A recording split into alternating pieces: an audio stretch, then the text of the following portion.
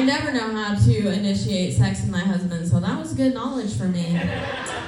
I am a mom of a 2-year-old, so I'm pretty excited to be out here, seeing these faces out here. I'm usually just seeing, like, Frozen and, like, freaking Miss Rachel. Dude. Yeah, I heard that.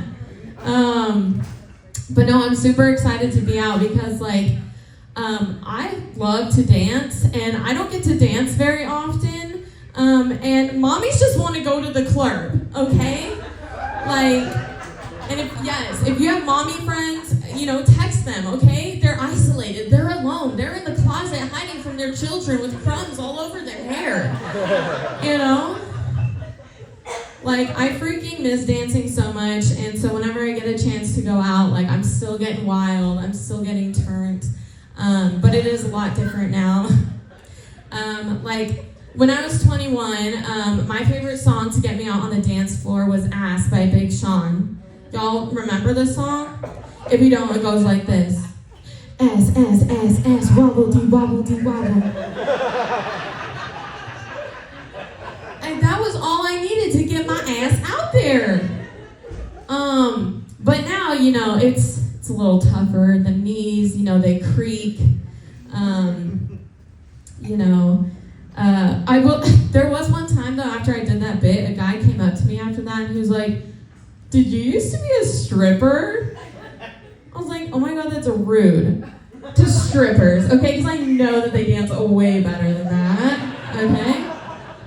But I do kind of like that story arc, like a stripper, like when the ass claps just like don't do it for you anymore. And you just do jokes for free. Or for a hot dog, $13 on a hot dog, like dude, money's money. That's like a carton of eggs. But I got pregnant because Rihanna made it look so hot. I was like, damn, she looks good. She's like wearing belly chains. She looks like a goddess. It's like, wow, maybe I could do that. So I went up to my husband and I was like, "Come on, rude boy, can you get it up?" That's how I initiate sex. Except when you aggressively serenade a man, does not get it up. Kind of makes it go in a little bit. Had to try some different things. No, but I didn't really know what to expect from pregnancy. I thought it'd be cool. It was not. I was puking and peeing myself at the same time. All day, every day. No stop. Losing weight. I'm like, how am I surviving? Is my baby is there? They keep checking. I'm losing weight, getting skinnier, passing out on the floor from dehydration. Whew, it was rough. But I am really happy. Like, I love being a mom. Like, it has felt really cool to me. Like, just the perspective shift and just like, I am like a goddess now. But it doesn't feel cool at all, like, to like the public, Like, I remember when I stopped breastfeeding, I went out to a bar all by myself because your mama needed to get away from everybody. Yeah, him too. And so, I saw someone that I knew there, and I was like, oh my gosh, a friend. And they were like, what's up? And I'm like, I just stopped breastfeeding. I'm a free mommy now. Oh yeah. But that feels so uncool to yell at a bar, Yeah, nobody also told me too that like with breastfeeding and like breast milk, like girl, I was a fire hydrant. I woke up and it is just spurting with like 50 miles per hour, and I was like, baby, I'm losing milk. Somebody help me. Milk me, I guess.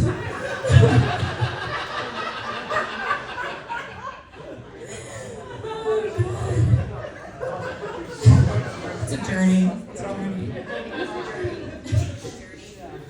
But like, there's hard parts about motherhood, of course,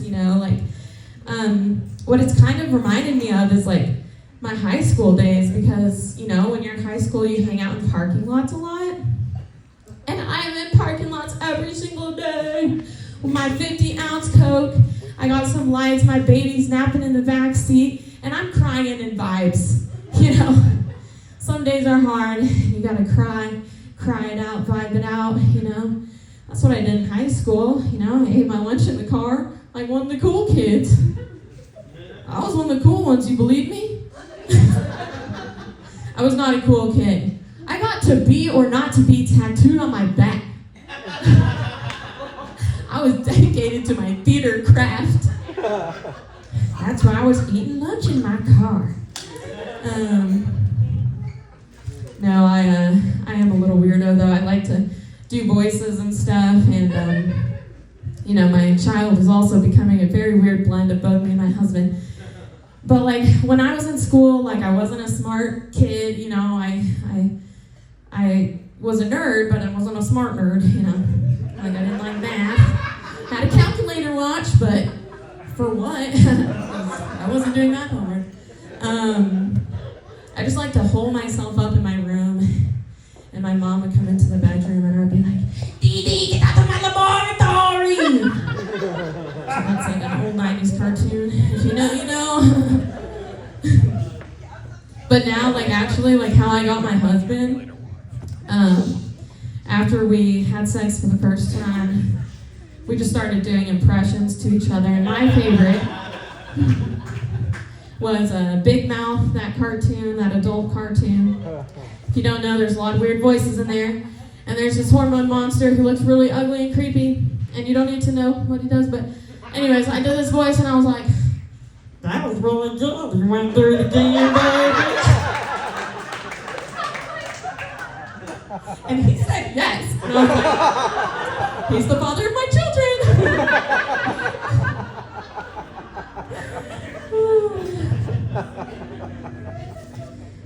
Other times I try to, you know, take the pressure off of being a mom.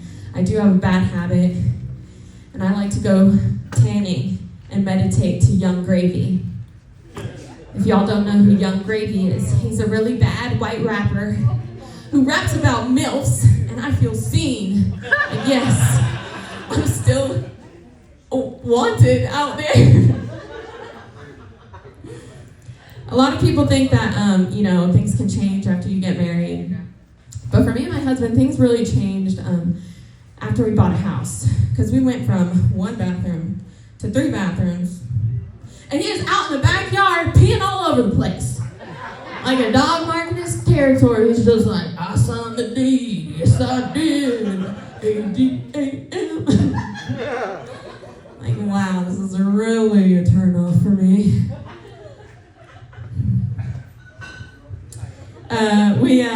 We have our families really close. Now we live really close to our families, which is really nice with our daughter and everything.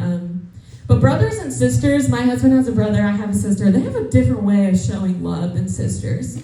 You know, like him and his brother, my husband and his brother will just be like, hey dude, fuck you man, you're a butthead man, you're just a fucking asshole. Alright, see you next week. You know, but me and my sister, like we saw each other yesterday and we're like, oh my god, what is up you beautiful angel?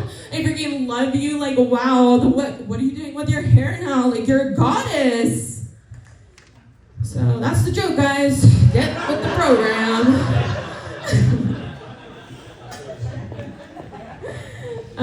I'm really close with my sister, and she is, God, she's just, like I said, a glamorous goddess.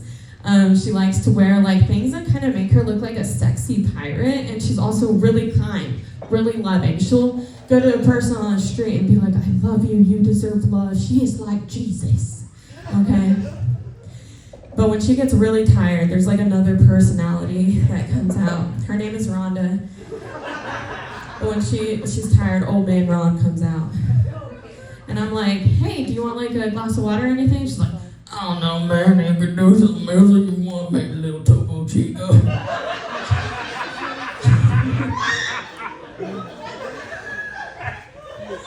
Like, excuse me, what? Yeah, she's really cool.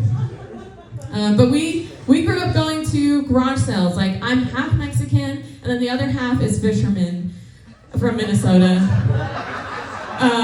You know, we didn't have like a lot of money, so we'd go to garage sales, and I felt so rich. I was like, I got all the toys. I got this whole box of toys for 25 cents. Like, I got more toys than the rich kid down the street, you know?